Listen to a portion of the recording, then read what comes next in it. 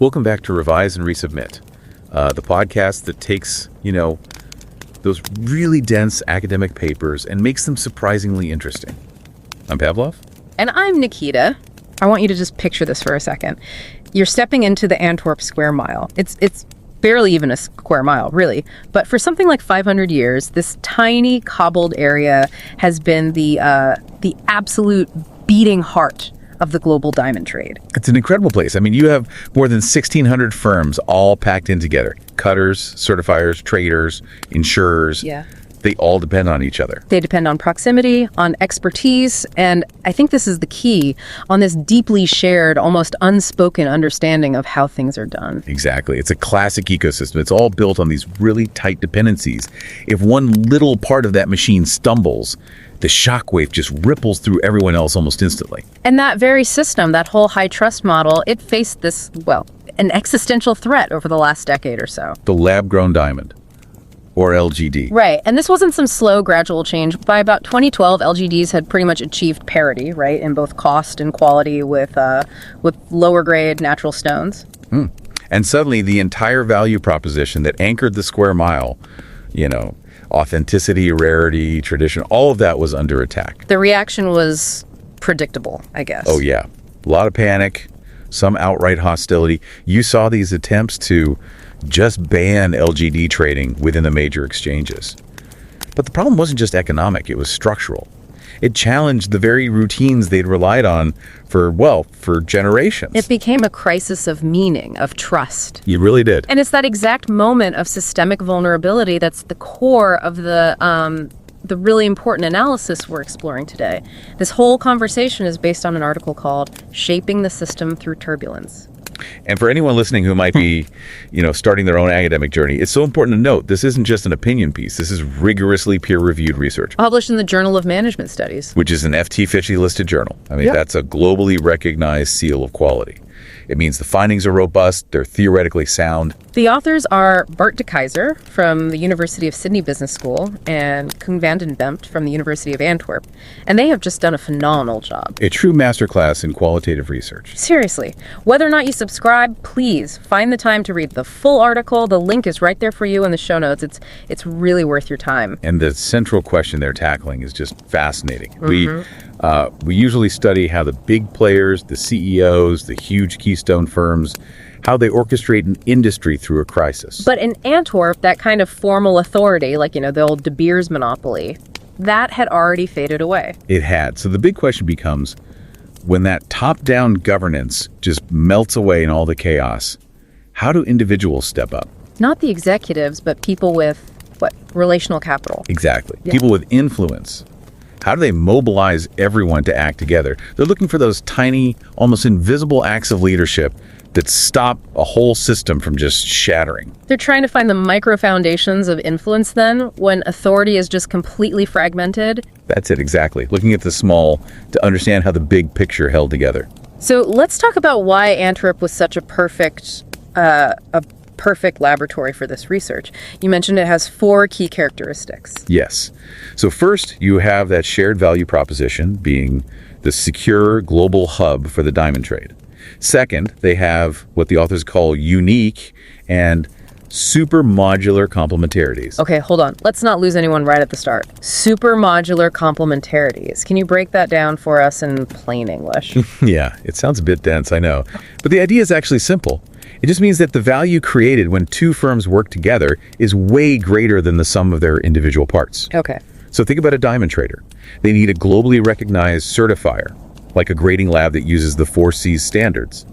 That combined service, a certified diamond, is so much more valuable than just the act of trading or the act of certifying alone. I see. So they're completely intertwined. One success makes the other more valuable. Precisely. It's not just a bunch of companies in one place, it's an interwoven chain. Third, the relations are multilateral. Everyone relies on the collective reputation of the square mile.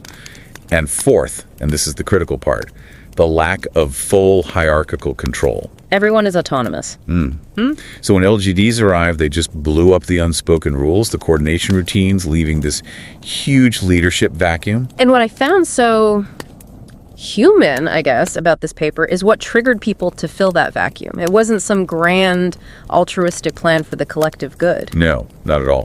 It usually started much smaller, much more personally. Yeah. The action was an emergent response to this deeply felt personal insecurity or dissonance.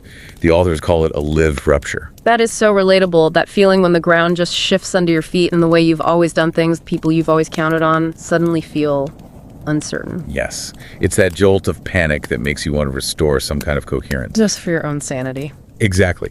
As one person I interviewed said, the trigger wasn't the market data on LGDs. He said it was the anxiety, the way people avoided the topic. The influential people acted first to restore calm for themselves within the system they needed. And that impulsive, charged effort just resonated outwards. So before we dig into the 3 pathways that they identified, let's talk about the methodology, because the strength of these findings, especially for anyone listening who's thinking about their own research, it all comes down to the rigor they used here. Oh, absolutely. This was deep, sustained, qualitative detective work. It spanned over a decade, from 2010 to 2023. They weren't just observing from a distance. They were embedded. How embedded are we talking? Well, one of the authors spent 8 years on a system federation board. He led consulting projects, ran summer schools. I mean, this allowed for incredibly detailed field notes for understanding all those subtle social cues you only get from being a real insider. That gives you so much confidence in the data. And then they layered on top of that the direct voices. Right. 30 semi-structured, in-depth interviews over several years. This let them capture those nuanced perspectives. Watching for body language, listening to the tone, all the things that tell you what's really going on with trust. And then finally, they backed all the human stories up with hard evidence. A huge amount of it. Over 2,000 documents, internal reports, news articles, academic papers. This massive archive meant they could triangulate everything, which makes the findings incredibly robust. Okay, so they have this mountain of data field notes, emotional interviews, press clippings. How do you turn that into the sophisticated model we're about to discuss? They had a 3-stage analysis, right? That's right. That's where the theory really gets built. The first stage was basically just building the story, building the timeline. Okay. They identified the key individuals who were exerting influence, and they just created a clear narrative of the LGD disruption. That established the who and the when. Then they zoomed in. That's the coding analysis. They started with really specific descriptive codes like published a controversial article or organized an informal dinner. Then they grouped those into broader practices and eventually synthesized them into the 3 big theoretical pathways. And the final stage, which I think is so important, was the process mapping. It shows this isn't static. Exactly. They visually traced the connections. It wasn't just what happened, but how one action, say introducing a new piece of language, led to a change in relationships a year down the road. It shows that orchestration is dynamic, it's embedded in time. And that rigorous process is what gives us these 3 micro-level orchestration pathways that, you could argue, save the entire system. You really could. Okay, let's unpack them. The first one is the cognitive pathway. This is all about what people think. It's about aligning how they see reality. In that kind of chaos, people can't even agree on what the problem is. So cognitive orchestration is about aligning their understanding, but without demanding that everyone think the same thing. How does that even work? The main mechanism is what they call decentralized sense-giving. So you have these prominent figures, respected analysts, veteran traders, using their credibility to, publish articles or give speeches that offer a shared way of framing the problem. The quote they captured, "The future is no longer ahead of us, it is already here." That's a perfect example. Why was that so powerful? Because it wasn't a CEO giving an order.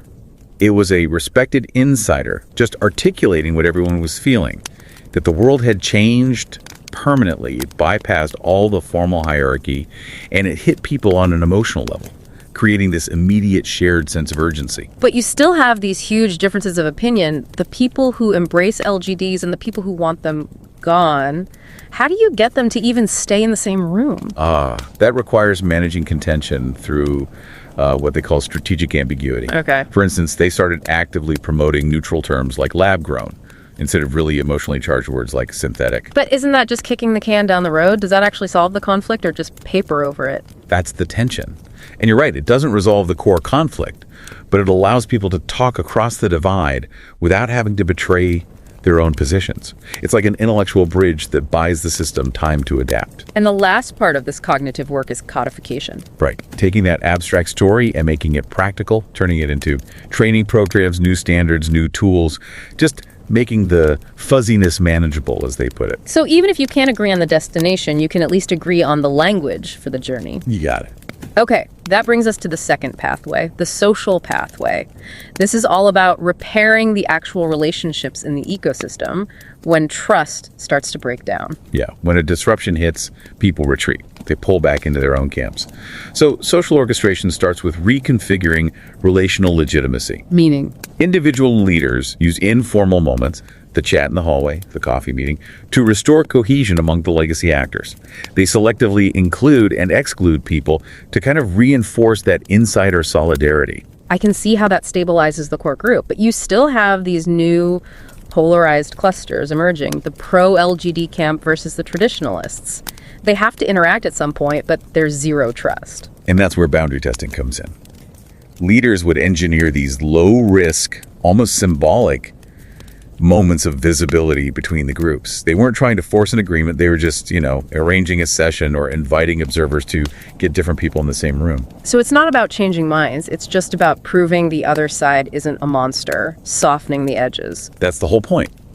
It reduces the perceived threat and allows for eventually what they call pluralistic coordination. This is where leaders design these contact architectures like joint initiatives or shared platforms that allow for productive tension. It lets different paths exist at the same time without them constantly crashing into each other. Yes, which is so crucial for any industry going through a major shift. It's about allowing difference to exist productively. Which leads us to the final, and I think often overlooked, pathway, the emotional pathway. Because how people feel in a crisis is absolutely central. Oh, it's everything. Disruption is emotionally draining. So how do these leaders manage all that collective anxiety? They start by grounding emotional schemata. It's a bit of a mouthful, but it means they articulate the ceiling rules. They sort of tell the community what emotions are appropriate to feel and toward whom. How so? For example, by shifting fear away from your peers, don't be afraid of the guy next door, and redirecting it towards the external disruption. Or promoting pride in the magic of natural stones to counterbalance the cold efficiency of LGDs. They're giving the system a shared emotional compass. And when emotions really spike, the next step is emotional containment. Individuals with a lot of trust act as these informal stabilizers. They absorb the emotional spillover. They become confidants. Exactly. They might publish a thoughtful article, like one titled The End of Emotion, to help others process the chaos. It stops the whole network from fracturing under the stress. That sounds incredibly draining for those individual leaders, being the emotional sponge for an entire industry. It is, but it keeps the network from falling apart. And then finally, as the new reality sets in, there's a necessary process of grief and loss. Leaders have to facilitate emotional integration. They create space for that collective processing. Yes, often using powerful metaphors. The paper mentions one leader comparing the tension to a marriage, where, differences have to be accepted to make a whole. Which helps anchor the ecosystem's identity in a narrative that's evolving, not just broken. That's the goal, reframing what it means to belong now. And the paper is so clear that these three pathways, cognitive, social, emotional, they aren't separate checklists. Not at all. They're deeply interwoven. They're recursive. I mean, think about it. A seemingly intellectual move, like using neutral terminology, that's cognitive. But that immediately reduces social friction. Which then dampens emotional intensity. It's a constant loop. It all emerges together across meaning, relationships, and feeling. So what does this analysis really change for the academics who study business ecosystems? What's the big takeaway? I think there are two. First, we have to see ecosystems as interpretive and effective communities, not just, structural arrangements of contracts and resources. And second, leadership in turbulent times is diffuse and non-directive. It's not about hierarchy. Not at all. It stems entirely from relational credibility and emotional resonance. And for the practitioners listening, the people who might be managing a team through a huge shift, what's the actionable insight from Antwerp? The focus has to be on investing in your effective and interpretive infrastructure. You need to identify and cultivate your boundary spanners, the respected veteran, the trusted analyst, the person everyone listens to, the people who have the social capital to bridge these divides. So the core competencies for leaders in these situations are interpretive agility, emotional intelligence, and social sensitivity. Absolutely. It's less about having the perfect 10-point plan and more about maintaining the collective human capacity to adapt moment by moment.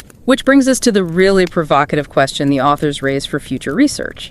Their study was based in the Square Mile, a place that is incredibly geographically dense. Right. People there have deep, personal, long-standing ties. Which suggests that physical and social density really helped this micro-level orchestration to happen. But what about all the ecosystems today that don't have that? Exactly. How did these dynamics of cognitive, social, and emotional orchestration play out in, say, a purely digital platform or a supply chain spread across the globe where people never actually meet? Can those subtle human acts of containment and sense-giving even survive when everything is virtual? That's the question. And tied to that is the speed of the disruption. If the shock is instantaneous, not a decade-long slow burn like LGDs, but a sudden, massive event, do these decentralized methods still have time to work? Does the narrative have time to form? Can you contain emotion that erupts that quickly? That whole temporal element is a huge, huge area for discovery. Because in the end, the disruption might be about technology or economics, but the challenge of coordinating the response, that remains fundamentally human. And don't forget to subscribe to Revise and Resubmit on Spotify and Apple Podcasts. Until next time, keep those minds curious, keep questioning, and keep revising and resubmitting.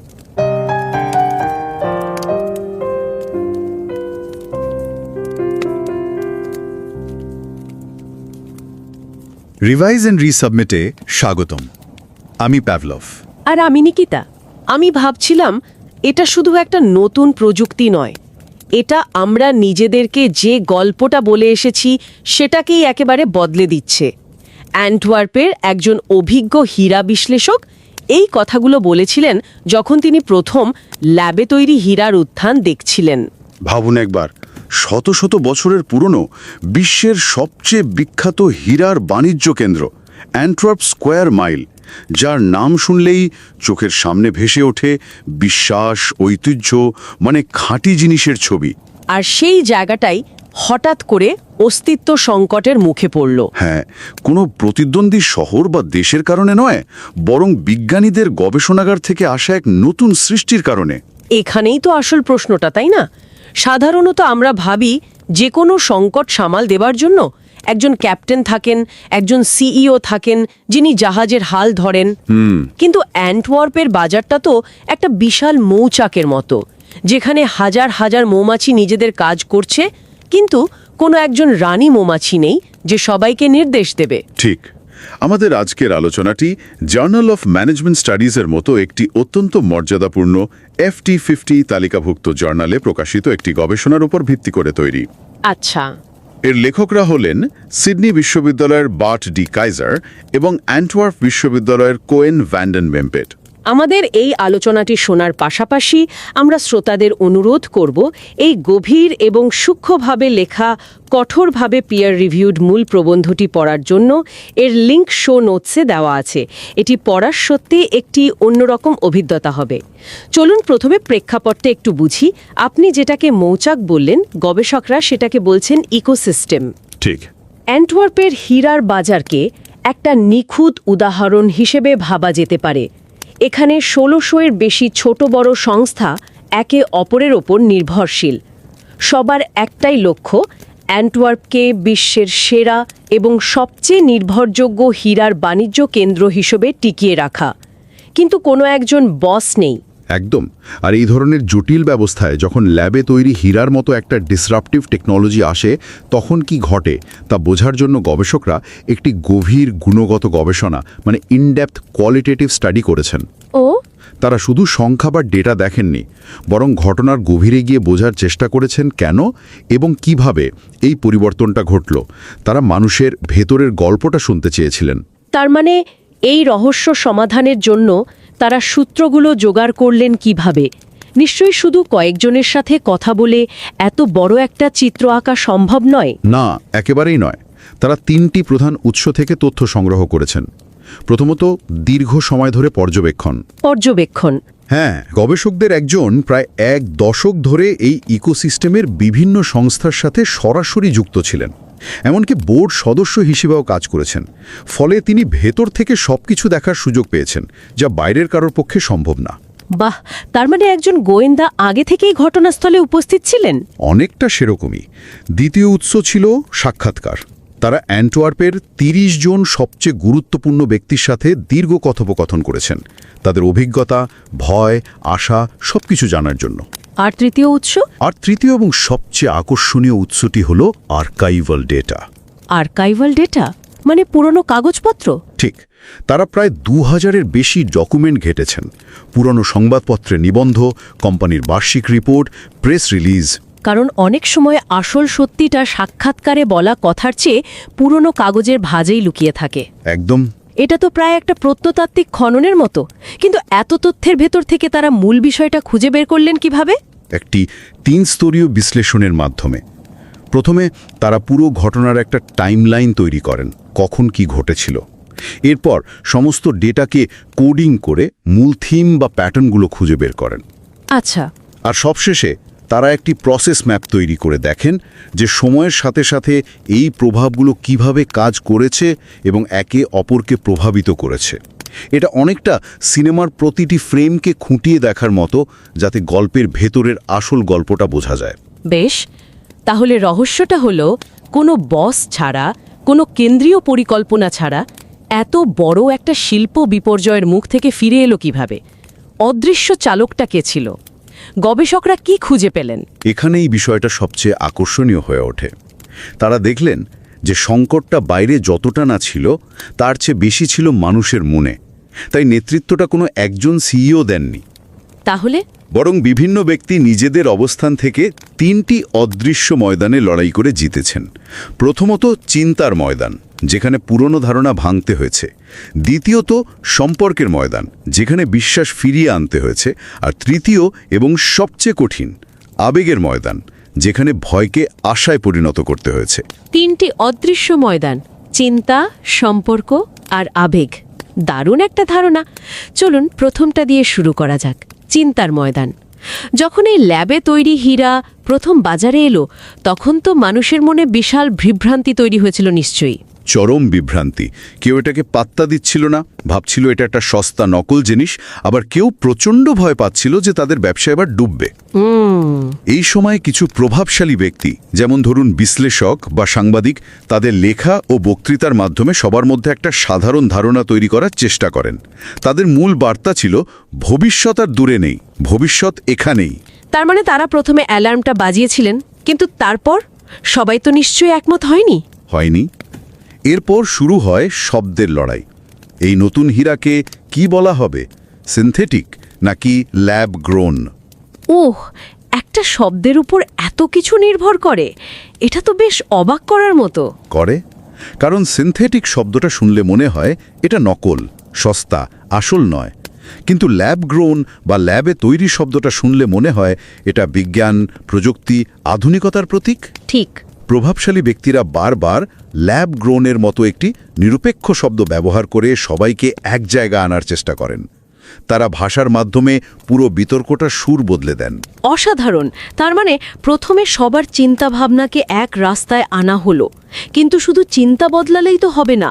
যুগ যুগ ধরে চলে আসা ব্যবসায়িক সম্পর্ক আর বিশ্বাসের কি হবে? ঠিক এই জায়গাতেই দ্বিতীয় ময়দানে লড়াইটা শুরু হয়, সম্পর্কের ময়দান।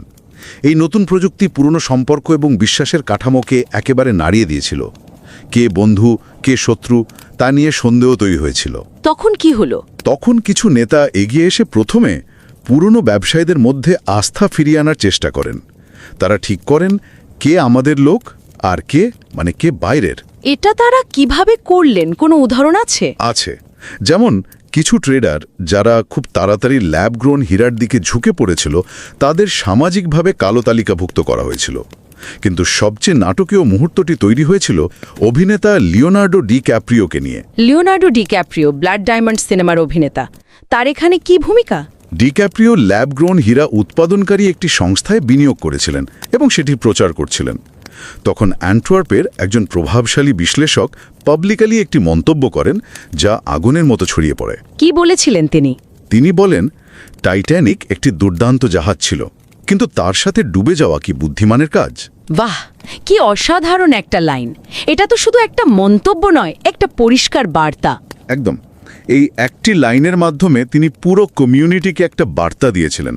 তুমি কি আমাদের শত শত বছরের ঐতিহ্যের সাথে থাকবে, নাকি বাইরের লোকের কথায় ভেসে যাবে? এভাবেই তারা প্রথমে নিজেদের মধ্যেকার সম্পর্ককে আবার মজবুত করেন। নিজেদের ঘর সামলে। হ্যাঁ, নিজেদের ঘর সামলে তারপর ধীরে ধীরে নতুন এবং পুরনো গোষ্ঠীর মধ্যে ছোট ছোট আলাপ আলোচনার সুযোগ তৈরি করেন। তারা সেতু বানানোর কাজ শুরু করেন।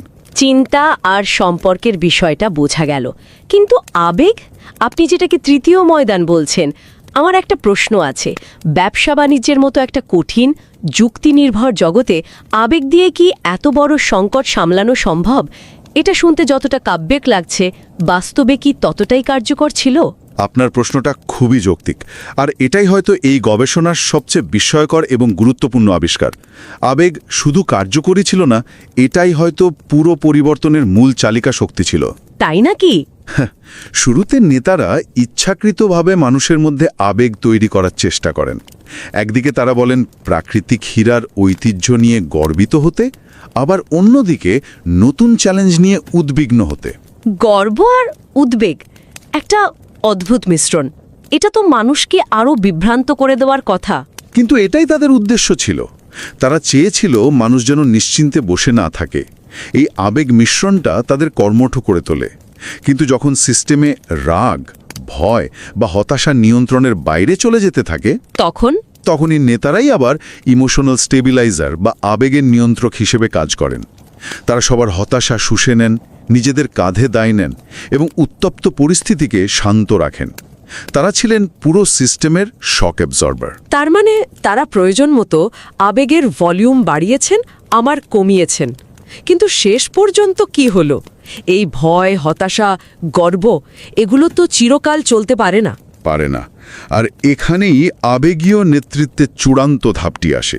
যখন পরিবর্তনটা ধীরে ধীরে প্রতিষ্ঠিত হয়ে যায়, তখন তারা সবাইকে বোঝান যে কিভাবে এই নতুন বাস্তবতার সাথে মানিয়ে নিয়ে এগিয়ে যেতে হবে। কিভাবে? গবেষকরা একটি সুন্দর রূপক ব্যবহার করেছেন, যা একজন নেতা ব্যবহার করেছিলেন। তিনি বলেছিলেন, এটা একটা বিয়ের মতো, যেখানে দুটো ভিন্ন সত্তা মিলে একটি নতুন সংসার তৈরি করে। একটি বিয়ে? হ্যাঁ, এর মানে হলো প্রাকৃতিক এবং ল্যাবগ্রোন এই দুটি জগৎ এখন আর শত্রু নয়, তারা একসাথে একটি নতুন ভবিষ্যৎ তৈরি করবে। সংঘাত থেকে সহাবস্থানের কি অসাধারণ একটি রূপক! তার মানে এই তিনটি পথ, চিন্তা, সম্পর্ক এবং আবেগ, আলাদাভাবে কাজ করেনি। এদেরকে আলাদা করে দেখার কোনো উপায় নেই। একদম। একটা আরেকটার সাথে এমনভাবে জড়িয়েছিল যে একটা ছাড়া অন্যটা অচল। যেমন ভাষার পরিবর্তন, মানে জ্ঞানীয় পথ, মানুষের মধ্যে কথা বলা সহজ করে দিয়েছে, যা সামাজিক পথ। আর তার ফলে মানসিক উত্তেজনাও কমেছে, যা আবেগীয় পথ। যারা এই আলোচনা শুনছেন, বিশেষ করে যারা একাডেমিক গবেষণা শুরু করতে চলেছেন বা ব্যবসায়িক জগতে আছেন, তাদের জন্য মূল টেকঅ্যাওয়ে কি? আমার মনে হয় দুটো বড় শিক্ষা আছে। যারা গবেষণা জগতে পা রাখতে চলেছেন, তাদের জন্য মূল শিক্ষা হলো বড় কৌশলগত পরিবর্তন বুঝতে হলে শুধুমাত্র বড় বড় সংস্থা বা নীতির দিকে তাকালে চলবে না, বরং ব্যক্তির মাইক্রো বা ছোট ছোট কাজের দিকেও নজর দিতে হবে। একটা মন্তব্য, একটা সঠিক শব্দচয়ন বা শান্তভাবে কারো কথা শোনা, এই ছোট ছোট কাজগুলোই অনেক সময় বড় পরিবর্তনের জন্ম দেয়। নেতৃত্ব যে শুধু ওপর থেকে নিচে আসে না, বরং নিচ থেকেও তৈরি হতে পারে, এই গবেষণা তা চোখে আঙ্গুল দিয়ে দেখায়। আর যারা ব্যবসা বাণিজ্যের জগতে আছেন, তাদের জন্য বার্তাটা আরও সরাসরি। আপনার ইকোসিস্টেমকে টেকসই করতে হলে এমন মানুষদের ওপর বিনিয়োগ করুন যারা সেতু তৈরি করতে পারে, সুন্দর গল্প বলতে পারে এবং আবেগের সঠিক ব্যবস্থাপনা করতে পারে, যেগুলোকে আমরা হয়তো সফট স্কিল বলে থাকি। হ্যাঁ, এতদিন আমরা হয়তো ভাবতাম এগুলো সফট স্কিল, কিন্তু এই গবেষণা প্রমাণ করছে যে আজকের দিনে ইমোশনাল ইন্টেলিজেন্স বা আবেগীয় বুদ্ধিমত্তা একটি কৌশলগত দক্ষতা। এটা কোনো বিলাসিতা নয়, এটা টিকে থাকার জন্য অপরিহার্য। তাহলে মূল কথা হলো, সংকটের সময় নেতৃত্ব মানে আদেশ দেওয়া নয়, বরং চিন্তা, সম্পর্ক এবং আবেগকে সঠিকভাবে চালনা করা। এটি একটি সূক্ষ্ম, ছড়িয়ে থাকা এবং অত্যন্ত মানবিক একটি প্রক্রিয়া। আমি কখনো নেতৃত্বকে এভাবে ভাবিনি। তার মানে নেতৃত্ব কোনো পদবি নয়, বরং একটা কাজ, যে কেউ সঠিক সময়ে সঠিক কথা বলে বা সঠিক আবেগ প্রকাশ করে নেতা হয়ে উঠতে পারে। এই আলোচনা শেষ করার আগে একটি প্রশ্ন রেখে যেতে চাই। অ্যান্টওয়ার্পের হীরার জগৎটা খুব ঘনিষ্ঠ, একটা ছোট গ্রামের মতো, যেখানে সবাই সবাইকে চেনে, সামনাসামনি দেখা হয়, কথা হয়। কিন্তু আজকের ডিজিটাল যুগে যেখানে ইকোসিস্টেমগুলো বিশ্বজুড়ে ছড়িয়ে আছে, যেমন ধরুন অ্যাপ ডেভেলপার বা কন্টেন্ট ক্রিয়েটরদের জগৎ, সেখানে এই ধরনের নেতৃত্ব কি আদৌ সম্ভব? যেখানে মানুষের মধ্যে সামনাসামনি দেখাই হয় না, সেখানে বিশ্বাস, সম্পর্ক বা আবেগ কিভাবে তৈরি হবে? এটা নিয়ে ভাবার অনেক অবকাশ আছে।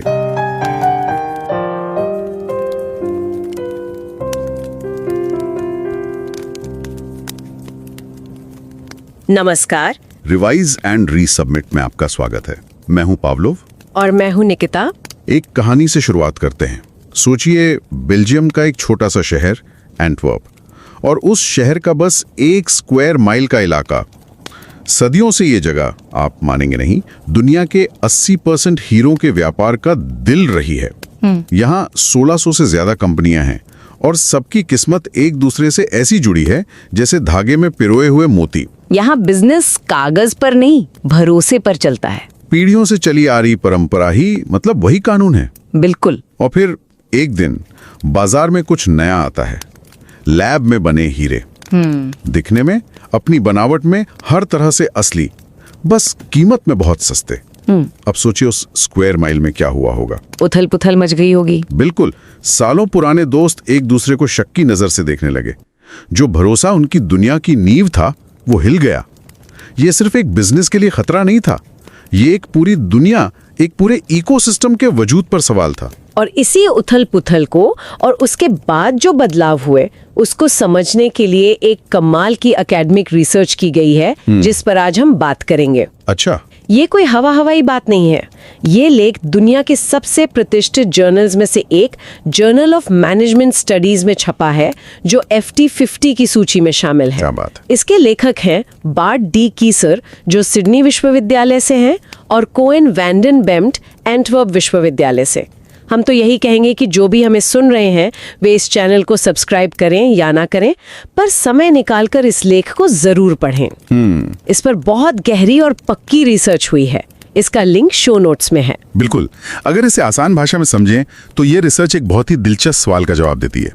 जब कोई बड़ा तूफान जैसे लैब में बने हीरे किसी पूरे उद्योग को हिला देता है, तो उस उद्योग के कुछ लोग, जिनके पास कोई बड़ी कुर्सी या पद नहीं होता, वो कैसे बिना किसी औपचारिक अधिकार के सबको एक साथ लाते हैं? कैसे वो बिखरे हुए धागों को फिर से जोड़कर उस संकट से बाहर निकालते हैं? सही है। ये असल में छोटे छोटे व्यक्तिगत प्रयासों से एक पूरे सिस्टम को बचाने की कहानी है। तो सबसे पहले यही समझते हैं, खासकर उन लोगों के लिए जो अपनी रिसर्च यात्रा शुरू कर रहे हैं, इस उलझी हुई कहानी को, जिसमें इंसानी रिश्ते, डर और बिजनेस सब कुछ मिला हुआ है, शोधकर्ताओं ने अकादमिक तरीके से समझा कैसे? मतलब उन्होंने जानकारी कहां से जुटाई? ये सवाल बहुत अच्छा है, क्योंकि तरीका ही इस रिसर्च की जान है। ये एक इन डेप्थ क्वालिटेटिव स्टडी है। मतलब उन्होंने सिर्फ ऊपर ऊपर के आंकड़े नहीं देखे, बल्कि कहानी की आत्मा तक गए। रिसर्च का केंद्र था वही Antwerp square mile diamond ecosystem, और जानकारी जुटाने का काम कोई 1-2 साल नहीं, बल्कि 10 साल से ज्यादा। 2010 से 2023 तक चला। 10 साल? ये तो बहुत लंबा समय है। हाँ, क्योंकि ऐसे बदलावों को समझने में समय लगता है। उन्होंने 3 तरीकों से जानकारी इकट्ठा की। पहला था ऑब्जर्वेशन, यानी अंदर बैठकर माहौल को समझना। अच्छा। लेखकों में से एक ने खुद उस इकोसिस्टम के अंदर एक फेडरेशन के बोर्ड मेंबर और एक डायमंड ग्रेडिंग कंपनी के साथ काम किया। अरे वाह, मतलब वो एक तरह से जासूस बनकर अंदर बैठे थे। आप ऐसा कह सकते हैं। इससे उन्हें अंदर की वो बातें पता चलीं जो इंटरव्यू में कोई नहीं बताता। कौन किससे कैसे बात करता है, बंद दरवाजों के पीछे क्या खिचड़ी पक रही है, ये सब। दूसरा तरीका था इंटरव्यू। उन्होंने इंडस्ट्री के 30 बड़े प्रोफेशनल से लंबी और गहरी बातचीत की, ये समझने के लिए कि लोग खुद इस बदलाव को कैसे देख रहे थे, उन्हें कैसा महसूस हो रहा था। सही। और तीसरा, जो शायद सबसे मजबूत पिलर था, वो था आर्काइवल डेटा, यानी पुराने दस्तावेज। बिल्कुल। उन्होंने 2000 से ज्यादा पुराने कागजात खंगाले। अखबारों की कटिंग्स, कंपनी की रिपोर्ट्स, प्रेस में छपी हर छोटी बड़ी बात। अच्छा। तो जब आप इन तीनों चीजों को मिला देते हैं, 10 साल का अंदरूनी अनुभव, 30 लोगों की गहरी आपबीती और हजारों दस्तावेज, तो एक ऐसी तस्वीर बनती है जो बहुत साफ और भरोसेमंद होती है। समझ गया। मतलब ये सिर्फ सतह पर की गई रिसर्च नहीं है, बल्कि एक मजबूत अध्ययन है। तो चलिए अब इस कहानी की परतों को खोलते हैं। इस गहरी छानबीन से निकलकर क्या आया? उन लीडर्स ने आखिर किया क्या? रिसर्च कहती है कि उन्होंने 3 रास्ते अपनाए। तो सबसे पहली लड़ाई तो लोगों के दिमाग में ही चल रही थी। कोई कुछ कह रहा था, कोई कुछ और।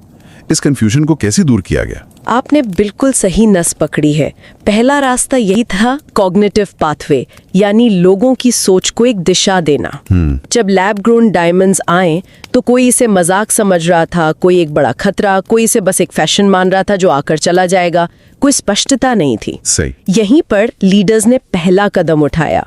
उन्होंने बातचीत का माहौल और मुद्दा ही बदल दिया। वो कैसे? लेखों और भाषणों के जरिए एक नई कहानी गढ़ी गई। ये बताया गया कि ये एक और झूठा अलार्म नहीं है, बल्कि भविष्य यही है। अच्छा। एक बहुत ही सम्मानित ट्रेड एनालिस्ट ने एक लैब ग्रोन फैसिलिटी का दौरा किया और उसके बाद लिखा, भविष्य अब हमारे आगे नहीं है, ये पहले से ही यहाँ है। इस तरह की बातों से धीरे धीरे लोगों में एक आम समझ बनने लगी कि इसे नजरअंदाज नहीं किया जा सकता। लेकिन क्या सिर्फ एक शब्द या एक लाइन बदलने से वाकई इतना फर्क पड़ता है? लोगों को तो पता ही था कि हीरा असली नहीं है, चाहे आप उसे सिंथेटिक कहें या लैब ग्रोन। ये बहुत अच्छा सवाल है और यहीं पर दूसरा कदम आता है जो बहुत ही सूक्ष्म लेकिन असरदार था। जब बहस बहुत तेज हो गई और 2 गुट बन गए तो लीडर्स ने बीच का रास्ता निकाला। उन्होंने सिंथेटिक जैसे नकारात्मक शब्द की जगह लैब ग्रोन जैसे न्यूट्रल यानी तटस्थ शब्द को बढ़ावा दिया। एक फेडरेशन के एग्जीक्यूटिव ने कहा था, सिंथेटिक सुनने में बहुत ज्यादा जजमेंटल लगता है, जैसे कोई नकली चीज हो। लैब ग्रोन भले ही परफेक्ट न हो, पर यह सहने लायक है। अच्छा। इस छोटे से बदलाव ने उन लोगों को भी बात करने का एक कॉमन ग्राउंड दिया जो एक दूसरे से नफरत करते थे। भाषा बदलने से माहौल बदल गया। अच्छा, तो पहले ये मनवाया कि खतरा असली है, फिर बात करने के लिए सही शब्द दिए, और जब सबने मान लिया कि ये एक हकीकत है, तब क्या हुआ? तब लीडर्स ने सोच को एक्शन में बदला। ये तीसरा कदम था। उन्होंने ट्रेनिंग प्रोग्राम्स शुरू किए, गाइडलाइंस बनाई कि इन नए हीरो के साथ बिजनेस कैसे करना है।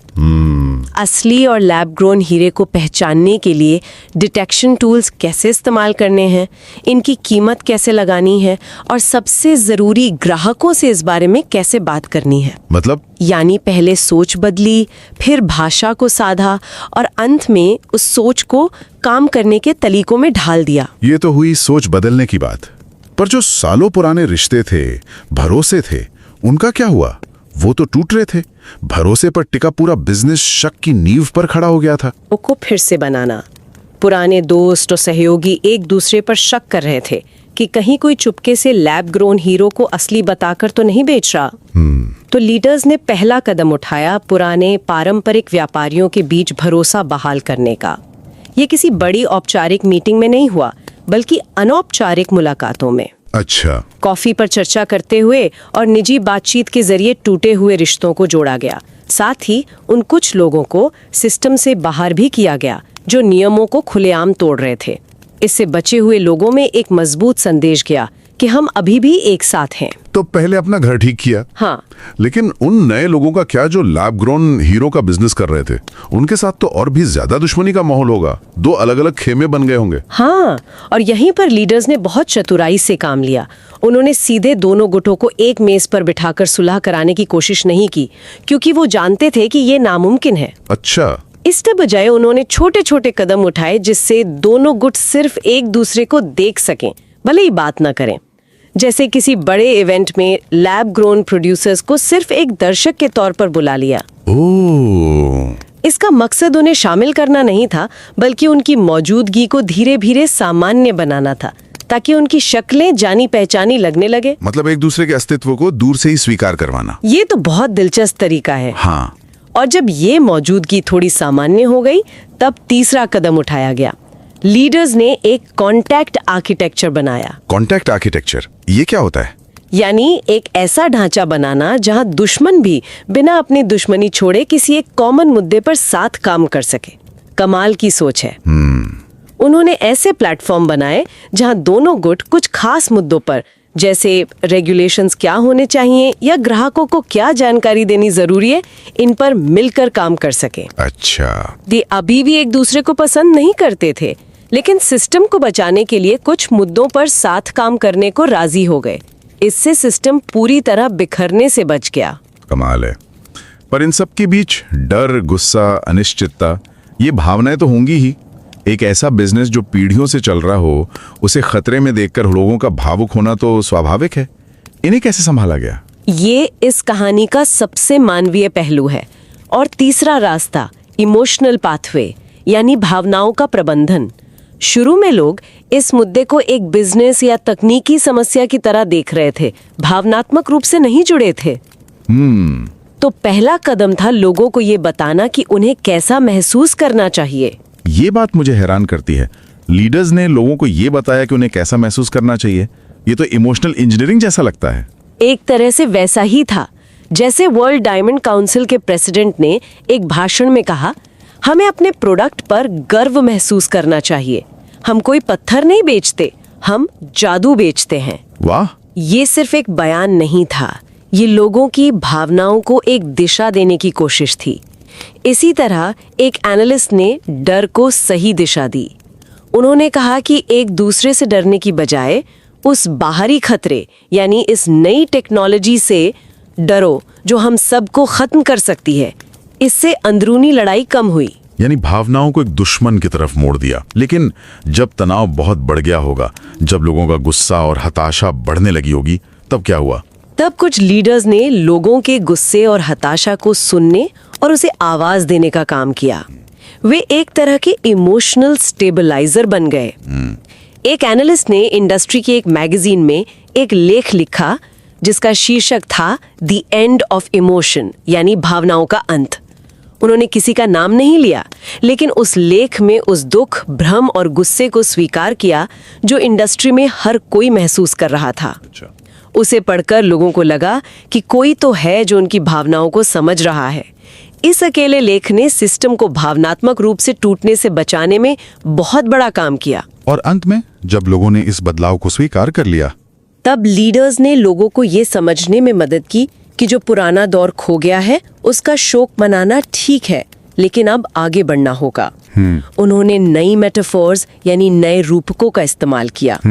एक मार्केटर ने कहा, जब दो लोग शादी करते हैं तो वे हर बात साझा नहीं करते, लेकिन उनके मतभेद ही उन्हें एक संपूर्ण बनाते हैं। अब एक दूसरे पर कीचड़ उछालना बंद करें। इस तरह की बातों ने लोगों को दुख और भविष्य की नई परिभाषा दोनों को एक साथ स्वीकार करने और एक नई कहानी के साथ आगे बढ़ने में मदद की। तो इस पूरी कहानी से, इस गहरी रिसर्च से हम क्या सबक सीख सकते हैं? मतलब अकादमिक जगत और बिजनेस की दुनिया के लिए इसके क्या मायने हैं? अकादमिक जगत के लिए ये स्टडी बताती है कि इकोसिस्टम सिर्फ आर्थिक नहीं होते, वो सामाजिक और भावनात्मक ताने बाने से बुने होते हैं। अक्सर हम सिर्फ सप्लाई चेन और बिजनेस मॉडल की बात करते हैं। सही है। लेकिन ये रिसर्च दिखाती है कि भरोसा, रिश्ते और भावनाएं भी उतनी ही जरूरी हैं, शायद उससे भी ज्यादा। दूसरा बड़ा सबक ये है कि लीडरशिप सिर्फ सीईओ या प्रेसिडेंट का काम नहीं है। ये एक फैला हुआ गुण है जो कोई भी प्रभावशाली व्यक्ति, चाहे वो एनालिस्ट हो, पत्रकार हो या एक पुराना व्यापारी, निभा सकता है। प्रभाव अधिकार से नहीं बल्कि विश्वसनीयता और समझ से आता है।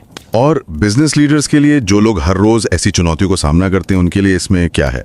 उनके लिए सबसे बड़ा सबक ये है कि संकट के समय लीडर का काम आग बुझाना नहीं बल्कि माहौल का तापमान कंट्रोल करना होता है। सही कहानी सुनाकर, टूटे भरोसे को जोड़कर और लोगों के डर को सुनकर।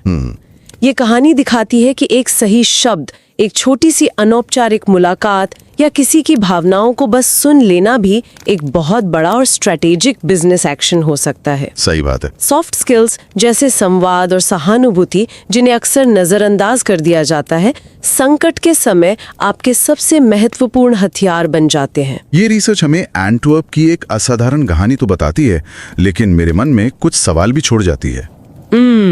सोचने वाली बात है, क्या ये मॉडल उन इकोसिस्टम में भी काम करेगा जो एक ही जगह पर नहीं है?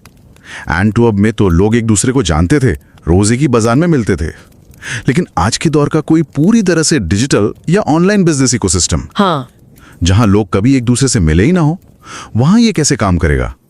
वहां भरोसा और रिश्ते कैसे बनेंगे? ये एक बहुत महत्वपूर्ण सवाल है।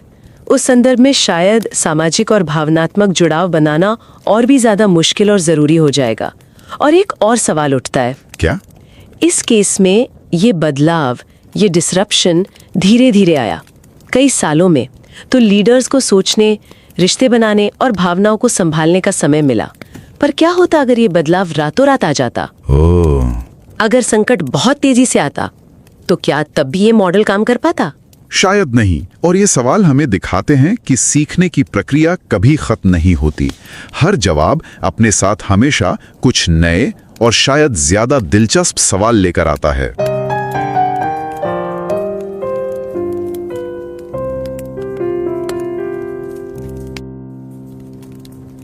Forestil dig lige det her. Du går ind til et stort branchearrangement. Et rum, du har været i, hundredvis af gange før. Fyldt med ansigter, du har kendt i årtier. Men den her gang er der noget helt galt. Luften er altså tyk af usikkerhed. Som en erfaren diamanthandler fra Antwerpen beskrev det.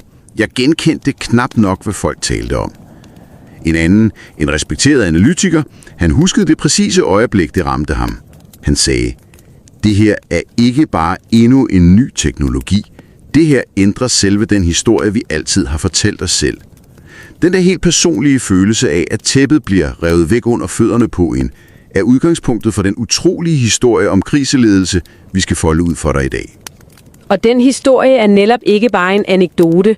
Vores samtale i dag, den bygger på en helt exceptionel artikel fra det prestigefyldte Journal of Management Studies, og det er jo et af de absolutte toptidsskrifter inden for ledelsesforskning. Okay. Artiklen hedder Shaping the System Through Turbulence, og er skrevet af Bart de Kieser fra The University of Sydney Business School og Koen fra University of Antwerp. Og vi vil faktisk opfordre dig til noget. Uanset om du lytter med her ofte eller ej, så tag dig tid til at læse den her virkelig gennemtænkte og grundigt peer-reviewede artikel. Vi har lagt et link i show notes. Det er en fascinerende undersøgelse af, hvordan lederskab opstår, når der er allermest brug for det, og måske der, hvor man mindst venter det. Okay, så lad os sætte scenen. Før vi dykker ned i selve forskningen, kan du så male et billede for os. Hvad er det for en verden, vi taler om her? Altså, Antwerpen er ikke bare en spiller. Nej. Det er historisk set centrum for den globale diamanthandel. Se det for dig som et komplekst og meget, meget tæt forbundet økosystem. Et økosystem? Okay. Ja, vi taler om mere end 1600 firmaer. Diamanthandlere, slibere, forsikringsselskaber, certificeringslaboratorier. De er alle sammen dybt afhængige af hinanden. Det hele er bygget på generationers tillid, på håndslag og et sæt uskrevne regler. Og vigtigst af alt, der er ikke én stor chef. Der er ingen CEO for Antwerpen Diamanter AS. Det er et system uden et formelt magtcentrum. Et system baseret på tradition og tillid. Og så sker der noget, der ryster hele fundamentet. Disruption. Hvad var det? Laboratoriedyrkede diamanter. Pludselig dukker der diamanter op, som er kemisk og fysisk, altså fuldstændig identiske med dem, man graver op af jorden, men de har en helt anden historie. De er skabt i et laboratorium, de er billigere, og for nogen har de en mere etisk profil, fordi man undgår mineindustrien. Det må være et eksistentielt chok for den branche. Fuldstændig. Hele deres og de fortællinger om sjældenhed, evighed og naturens mirakel bliver udfordret. Jeg kan næsten mærke panikken. Hele din forretningsmodel, din identitet er pludselig i tvivl. Og forskerne stiller så et ret centralt spørgsmål, ikke? Præcis. Deres spørgsmål er, når de formelle strukturer som brancheorganisationer ikke kan håndtere krisen, og der ikke er nogen chef til at udstikke en kurs, hvad sker der så? Hvordan kan individer, altså ikke store firmaer, men respekterede enkeltpersoner, træde til og guide et helt økosystem gennem sådan en storm? Det er det, de undersøger. Og for Dag, der måske selv er ved at starte en forskningsrejse, er måden, de griber det an på, ret interessant. Det her er jo ikke bare gætterier. Nej, slet ikke. Hvordan bare de sig ad med at forsvare? Det er her, det bliver virkelig imponerende. Man kan jo ikke bare sende et spørgeskema ud for at forstå sådan en proces. Nej, selvfølgelig ikke. Nysgerrig på selve forskningshåndværket. så er det værd at bemærke, at de kombinerer 3 metoder. Ja. For det første var den ene forfatter selv en del af miljøet, blandt andet som bestyrelsesmedlem. Det kaldes deltagerobservation og giver et helt unikt indblik indefra. Så han var ligesom fluen på væggen, der forstod sproget. Præcis. For det andet gennemførte de 30 dybdegående interviews med alle de centrale personer. Fra de ældste, mest erfarne handlere til ledere af brancheorganisationer. Og for det tredje, og det her binder det hele sammen, så analyserede de over 2.000 dokumenter. Rapporter, nyhedsartikler, præsentationer, alt. Hold da op. Ved at kombinere de her 3 kilder indefra blikket, de personlige historier og de officielle dokumenter, kunne de kortlægge, hvordan krisen udviklede sig over tid. Ikke bare som et øjebliksbillede, men som en lang, kompleks proces. Det er utroligt grundigt arbejde. Okay, så de har et bjerg af data, og ud af det bjerg finder de et mønster. De opdager, at lederskabet ikke var én ting, men udfoldede sig af 3 forskellige, men forbundne stier. Lad os starte med den første. Den kalder de den kognitive sti. Det lyder lidt akademisk, men det handler i bund og grund om, hvad folk tænker, ikke? Præcis. Det handler om at skabe en fælles forståelse i en tid med total forvirring. I starten var der jo kaos. Nogen råbte svindel, andre sagde, det er en døgnflue, og en tredje gruppe var i ren panik. Der var ingen fælles virkelighed. Her trådte indflydelsesrige personer som analytikere og skribenter til. Ikke ved at give ordre, men ved at begynde at tale og skrive om situationen på en ny måde. De brugte formuleringer som, fremtiden er her allerede, om vi kan lide det eller ej. De harmoniserede langsomt de her vilde fortolkninger og skabte en fælles erkendelse af, at det her var en alvorlig og varig forandring. Så det første skridt er at få folk til at se den samme storm, selvom de står forskellige steder på dækket. Men det skaber vel også konflikter. Når folk indser, at det alvor, bliver fronterne trukket skarpere op. Lige præcis. Og det er den anden del af den kognitive sti. At håndtere uenigheden. For nu blev sproget et våben. Hvordan det? Den ene lejr talte om ægte eller naturlige diamanter, mens den anden talte om syntetiske. Og syntetisk er jo et ord med negativ klang af at være falsk. Diskussionen gik i hårdknude. Okay. Der trådte andre ledere til og skabte et mere neutralt kompromissprog. De begyndte konsekvent at bruge udtrykket laboratoriedyrket. Det lyder som en lille ting. Det gør det måske, men det var afgørende. Det gjorde det muligt for folk at tale sammen om problemet, uden at skulle starte med en værdidom. De skabte simpelthen plads til, at de 2 verdener kunne eksistere i samme sætning. Det er fascinerende, at det rigtige ord kan afmontere en konflikt. Så man har fået en fælles forståelse, man har fået et fælles sprog. Hvad så er det sidste skridt på den her tankesti? Det at gøre det hele konkret og handlingsorienteret. De kalder det kodificering af viden. Okay. Nu handlede det ikke længere om, hvad man mente, men hvordan man skulle agere. Så her omsatte lederne de nye fortællinger til praktiske værktøjer. De udviklede træningsprogrammer for sælgere. Sådan her taler du med en kunde om forskellen. De lavede nye standarder for certificering, så der var klarhed. De skabte checklister. Den nye, komplekse og skræmmende virkelighed blev brudt ned i håndterbare dagligdags opgaver. Okay, det giver rigtig god mening. Først en fælles virkelighed, så et fælles sprog, og til sidst en fælles manual. Men selvom alle nu forstår situationen, så forestiller jeg mig, at selve fællesskabet var ved at falde fra hinanden. Venskaber og alliancer, bygget op over generationer, må have været under et enormt pres. Det er den perfekte overgang til den anden sti, det identificerer. Den sociale sti. Ah ja. Den handler præcis om det at forme, hvem der taler med hvem, og at reparere de sociale relationer, som krisen var ved at rive midt over. Hvordan gør man overhovedet det? Hvordan limer man et helt industrifællesskab sammen igen? Det startede med at genopbygge tilliden og legitimiteten internt i den traditionelle lejr. Da usikkerheden spredte sig, trak folk sig ind i deres egen skal. Ja, selvfølgelig. Ledere begyndte derfor helt bevidst at arrangere uformelle kaffemøder og private samtaler, hvor folk kunne lufte deres frygt og usikkerhed uden at tabe ansigt. Men det handlede også om at trække en streg i sandet. Hvad mener du med det? De styrkede insider-sammenholdet ved at markere, hvem der var inde og hvem der var ude. Artiklen nævner et eksempel, hvor en kendt analytiker laver en spydig bemærkning om skuespilleren Leonardo DiCaprio, efter han havde investeret i laboratoriedyrkede diamanter. For en udenforstående virker det måske småligt, men for branchen var det et kraftfuldt signal. Han er ikke en af os. Vi, der er herinde, holder sammen.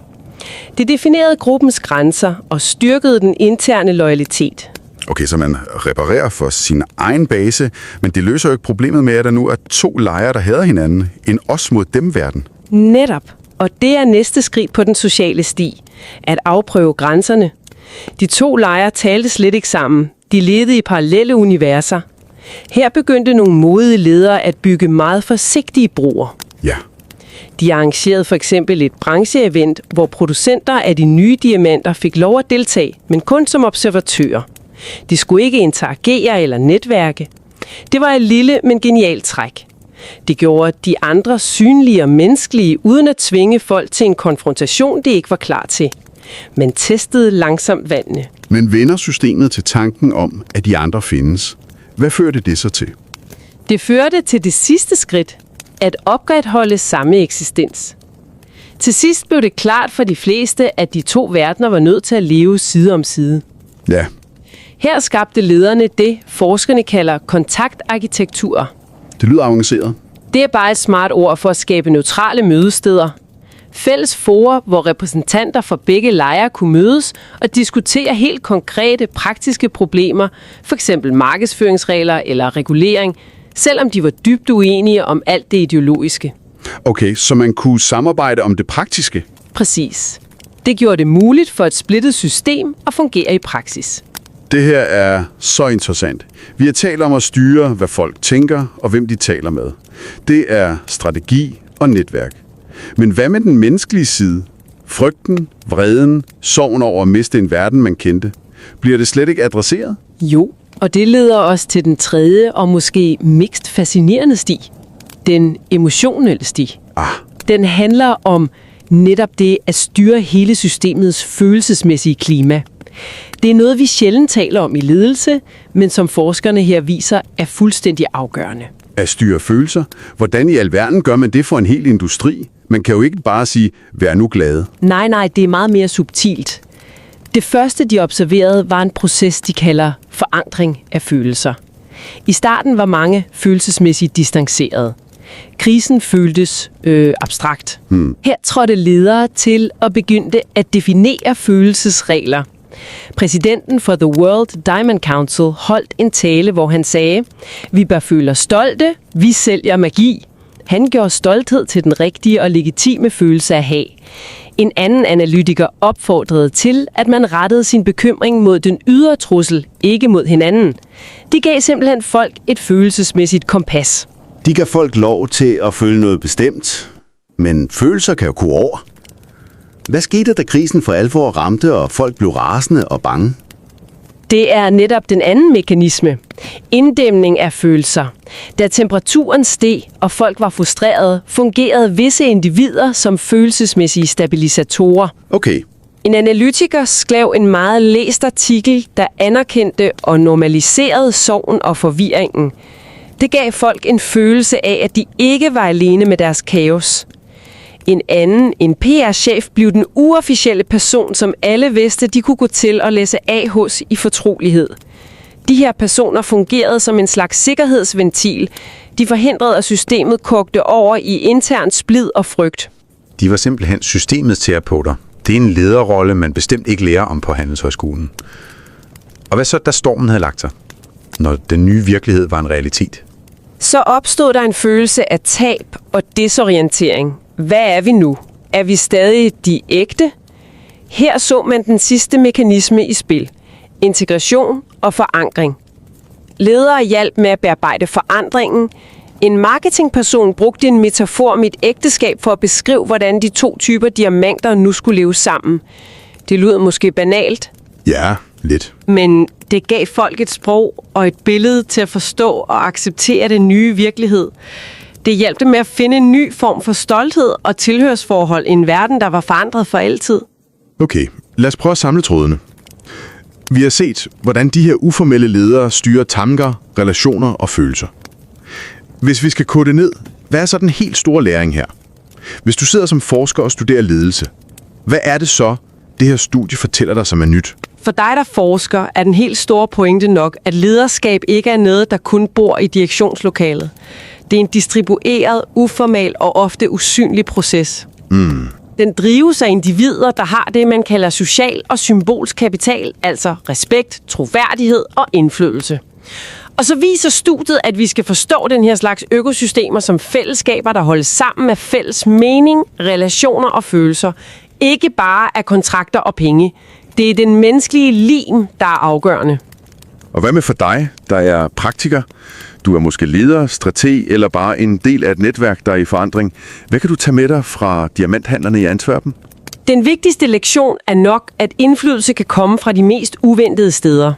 Det er ikke altid den med den højeste titel, der styrer slagets gang.